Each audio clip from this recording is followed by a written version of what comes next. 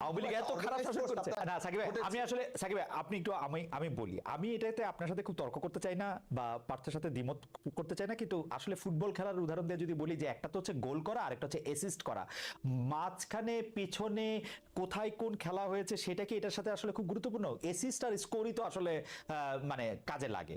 তো আপনি যদি গণ অভ্যুত্থানের ক্ষেত্রেও সেভাবে আপনি দেখেন, সেক্ষেত্রে স্কোর আর অ্যাসিস্ট যারা খেলা না করেছে, থাকলে আপনার অ্যাসিস্ট আর গোলটা তো আলাদা করে আসে।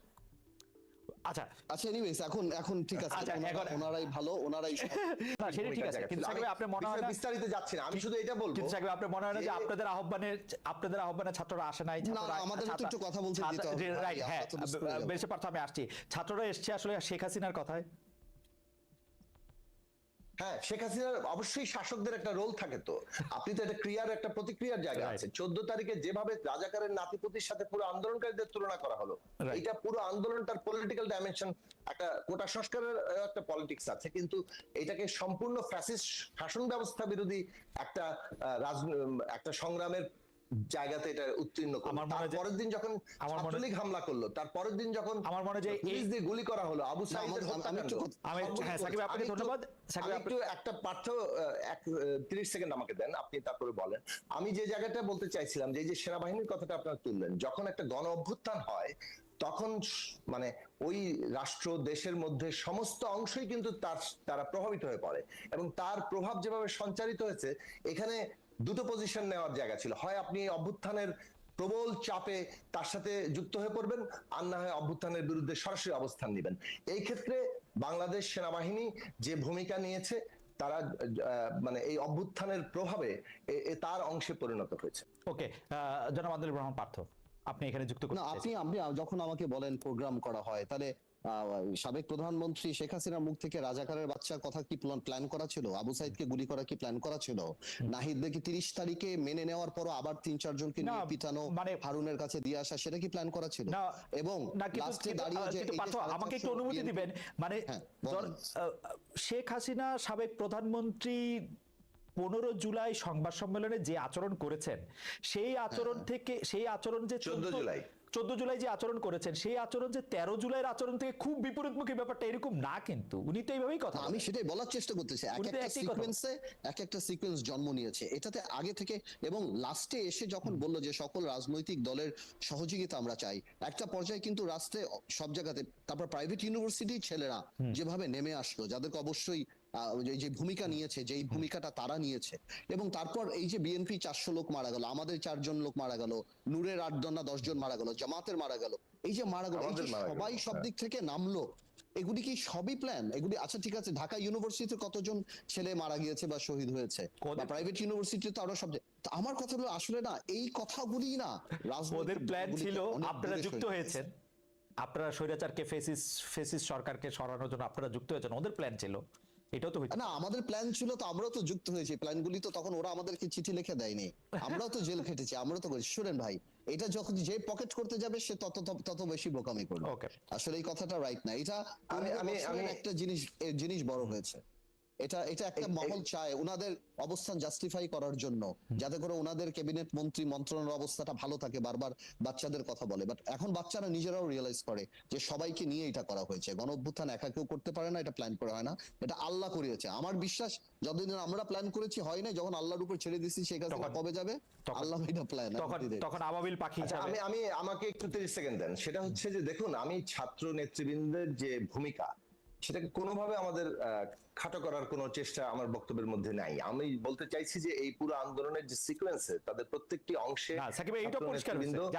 গুরুত্বপূর্ণ ভূমিকা রেখেছেন, খুবই অসাধারণ ভূমিকা রেখেছেন। কিন্তু আমি শেষ করি, 28 অক্টোবরের আগেও 28 অক্টোবরের পরেও আমরাও কিন্তু পরিকল্পনা করেছি এই ফ্যাসিস্ট সরকারের বিরুদ্ধে একটা গণ অভ্যুত্থান করা।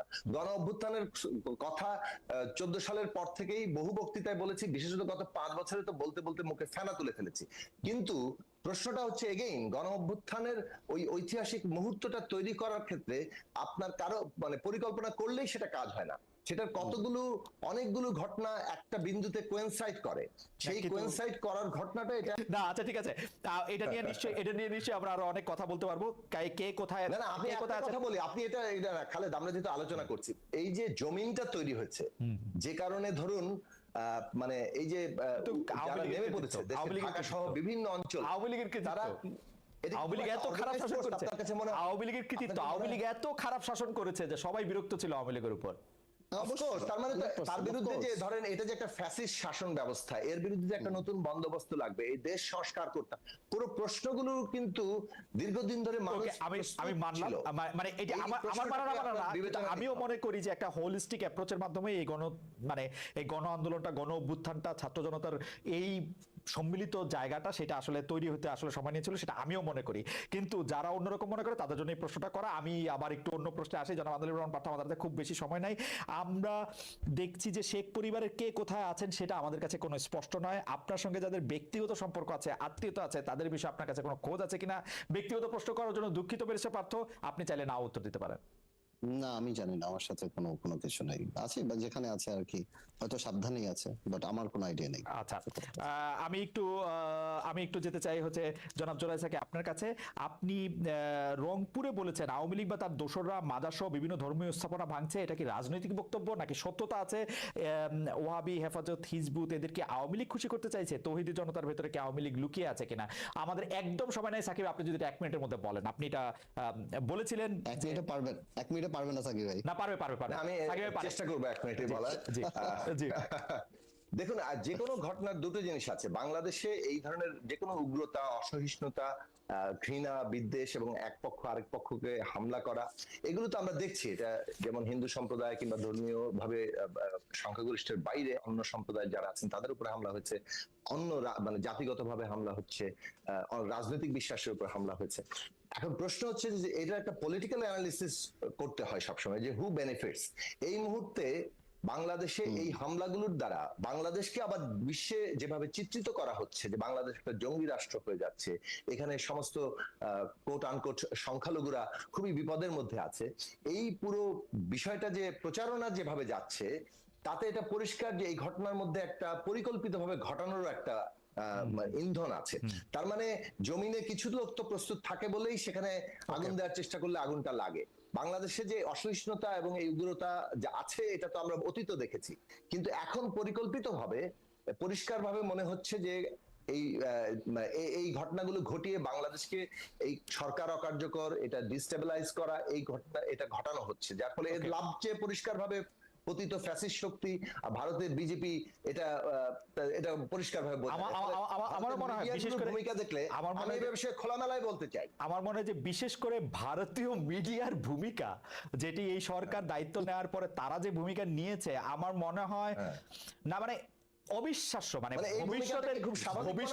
ভবিষ্যতের গণযোগাযোগ ভূমিকা নিয়েছে, এটা কি খুব স্বাভাবিক মনে হয়? না, স্বাভাবিক মনে হয় না দেখি তো বলছি। ভবিষ্যতে গণযোগাযোগ ও সাংবাদিকতা যারা পড়বেন, আমি রাজনৈতিক যোগ খুঁজবো না। যারা জার্নালিজম পড়বেন তাদের নিশ্চয়ই এটি একটি মানে গবেষণার ব্যাপার হবে আর কি। এটা ল্যাবরেটরি গবেষণা করা দরকার যে তারা আসলে কি করেছে। মানে এটা স্বাভাবিক গবেষণা আসলে, এটা একটা ফরেনসিক অ্যানালাইসিস হওয়া দরকার। এটা ফরেনসিক অ্যানালাইসিস হওয়া দরকার। জনাব আব্দুল রহমান পার্থ, সম্ভবত আমাদের শেষ প্রশ্ন, টাইম আর একদমই নাই। আপনি বিএনপির সঙ্গে জোটে ছিলেন, তারপরে জোট থেকে বেরিয়েছেন, যুগপৎ আন্দোলনে ছিলেন না। এখন অবস্থা যেরকম দেখা যাচ্ছে যে ভবিষ্যতের নির্বাচনে বিএনপি একটা জোট করতে পারে, জামাত একটা জোট করতে পারে, আপনি তখন কি করবেন? বিএনপির সঙ্গে জোটে যাবেন, জামাতের সঙ্গে জোটে যাবেন, একলা থাকবেন? এই ব্যাপারে আপনার কোনো চিন্তা এই মুহূর্তে আছে কিনা?